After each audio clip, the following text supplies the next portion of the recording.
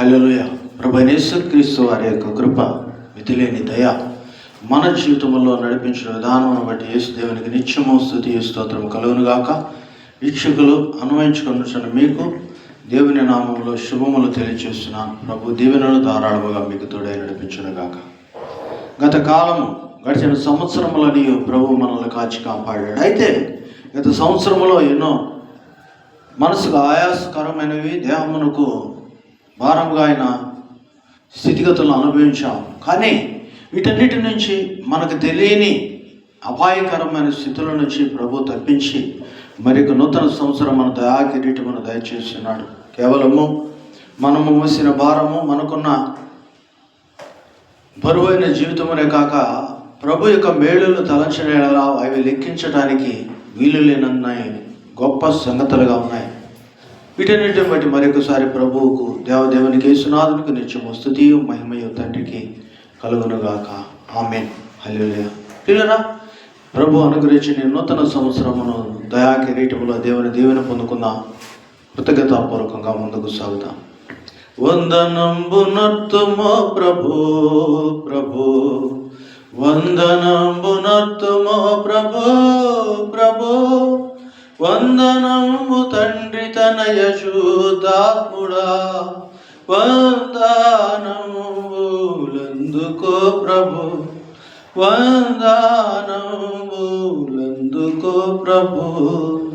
స్తుతికి పాత్రుడు, స్తోత్రార్హుడైన దేవుడు నూతనముగా మనకు అనుగ్రహించిన ఈ యొక్క సంవత్సరము ఇర్మియా గ్రంథము 33వ అధ్యాయం 3వ వచనాన్ని మనకు వాగ్దానముగా అనుగ్రహించుచున్నాడు.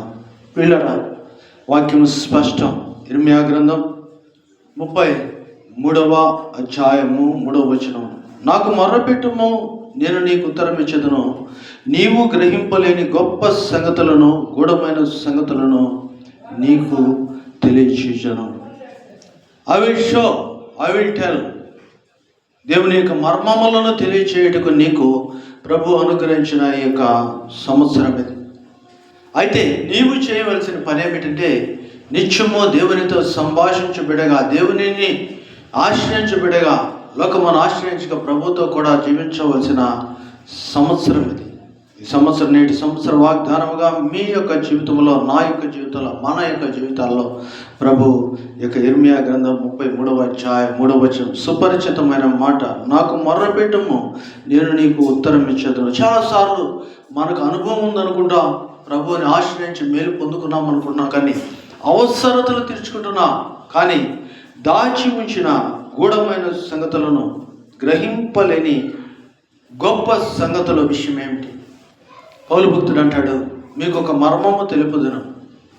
దాచి పెట్టబడినవి దేవుని దగ్గర చాలా ఉన్నాయి, దాచి ఉంచినవి ప్రభు దగ్గర చాలా ఉన్నాయి. వాటిని గురించి ఎప్పుడన్నా ఆలోచించావా? కానీ ఈ సంవత్సరం ప్రభు నిన్ను ఆలోచింపచేసి నీకు ఇవ్వనై ఉన్నాడు. వీళ్ళని గమనించండి, ప్రభు వాక్యము స్పష్టం.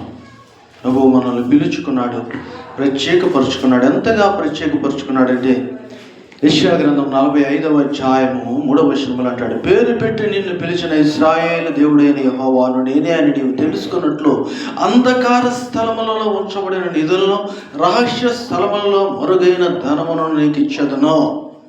ఏంటిది? అంధకార స్థలములు అనగా కనపడకుండా ఉంచబడిన నిధులున్నాయి. రహస్య స్థలమందు మరుగైన ధనమున్నది.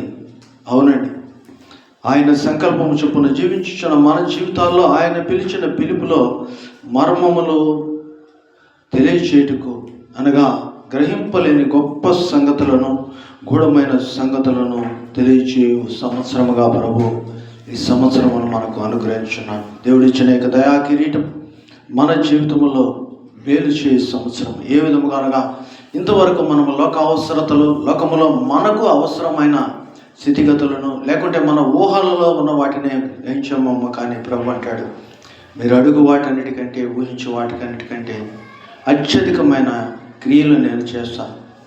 మీలో ఉన్న నా కార్యసాధకమైన శక్తి. మనలో ఉండవలసింది దేవుని శక్తి. దేవునికి మొరపెట్టి సంపాదించుకున్నట. ఏంటి సంపాదించుకున్నాం అంటే, మన కొరకు దాచి ఉంచిన ఎన్ని నిధులు ఉంచాడో, ఎన్ని గొప్ప కార్యాలు మన కొరకు సిద్ధపరిచాడో వాటి కొరకు వెతుకుతాం. వాటిని దయచేయమని ప్రభువుని అడుగుతాం. ఇంకా కొద్దిగా లోతుగా వెళ్తే మనము ఈ ఇర్మియా గ్రంథము 33వ అధ్యాయము 1వ వచనాన్ని మనం చదివినట్లయితే, చెరసాలలో ప్రాకారములలో ఇంకా ఉంచబడి ఉండగా ఎవరు? ప్రవక్త ఉంచబడి ఉన్నాడు.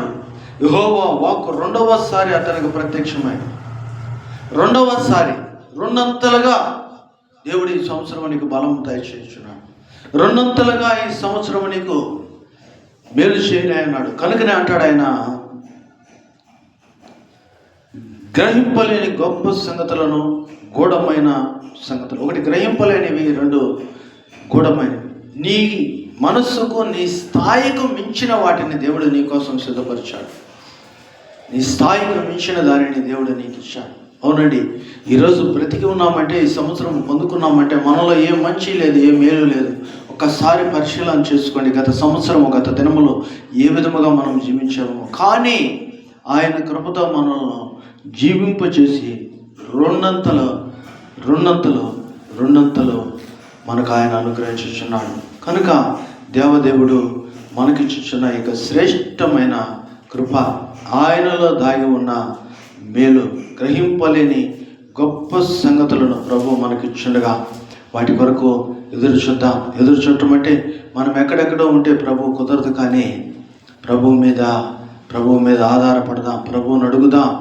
62వ కీర్తన మనం గమనించినట్లయితే 11వ వచనంలో, బలము తనదని ఒక మారు దేవుడు నాకు సెలవిచ్చను, 2 మారులు ఆ మాట నాకు వినబడుచున్నది. బలము నాదని దేవుడు ఒక్కసారి చెప్తే, యేసయ్య ఒక్కసారి చెప్తే అది రెండంతలుగా నీ చెవులో వినబడాలని బలమును అనుగ్రహించి యేసు దేవుడు ఈ యొక్క నూతన సంవత్సరంలో నీవు గ్రహింపలేని గొప్ప సంగతులను, గూఢమై ఉన్న సంగతులను నీకు తెలియచేస్తాడు. అనగా నువ్వు ఇష్టపూర్వకముగా ఆనందమైన జీవితంలో వీటిని అనుభవించాలని దేవుని యొక్క సదుద్దేశమును, మంచి ఉద్దేశమును అనుభవించుకుందాం. ఈ సంవత్సరం అంతా ప్రభువుని ఆశ్రయించి ప్రార్థనా పరులుగా తీర్చేతబడి మనము పొందుకొని అనేకులకు అందిద్దాం. ఇటు కృప దేవుడు మీకు దయచేసి నిత్యము స్థిరపరిచి బలపరుచునుగాక. ఆమేన్. హల్లెలూయా. మీ కొరకు చిన్న ప్రార్థన. ప్రేమ నమ్మకము గల తండ్రి, కృపగల దేవా, ఏ మంచి యోగ్యత లేని మా జీవితాల్లో నాయన మీరు మిక్కిలి అనుకూల సమయమును అనుగ్రహించి నూతన సంవత్సరం అని దయాకిరీటం అందించాను. ఈ సంవత్సరం మీ మేలుతోనూ, మీ దీవెనలతోనూ, మీ ఆశీర్వాదములతోనూ, మీ అద్భుతములతోనూ, మీ యొక్క వెలుగులో మమ్మల్ని మీరు తీర్చిన విధానం అనుకుంటున్నా. ఈ వాగ్దానం అందుకొనిచున్నాయి కానీ ప్రియులను, వారి కుటుంబములను మీరు ఆశీర్వదించం, రెండంతల మేలు, బలము మీరు అనుగ్రహించే సంవత్సరముగా మీకు మొరపెడుచున్నారు. కనుక నాయన గ్రహింపలేని గొప్ప సంగతులు,